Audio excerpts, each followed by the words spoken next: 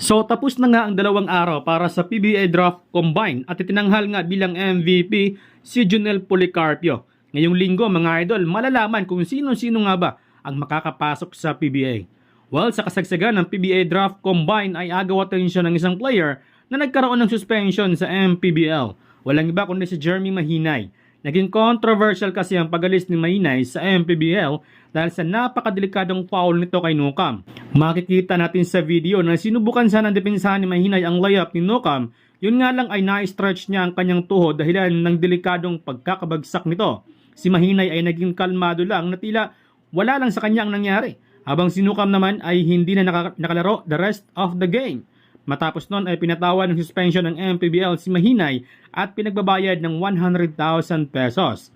Umabot nga ang insidente na yon sa GAB or Game and Amusement Board at pinatawan nga ng suspension si Mahinay. Katakataka kung bakit pinayagan si Mahinay sa PBA ay may suspension pa nga ito sa GAB. Well, kahit madraft si Mahinay kung may suspension pa ito sa GAB ay useless ang PBA draft nito.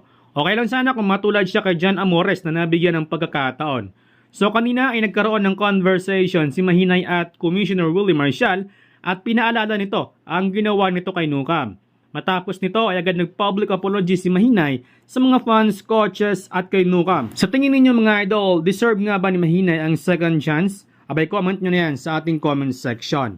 Samantala, agaw pansin naman ang isang player na nag-a-apply para sa PBA draft ngayong taon dahil sa kanyang edad.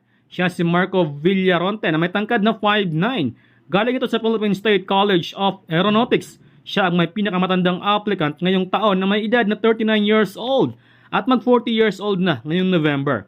Galing siya sa Dasmariñas, Cavite at marami na itong napaglaro ang Community League. Ayon nga sa kanya, na naantala umano ang kanyang pag-aaral dahil kailangan nitong matulungan ng kanyang pamilya.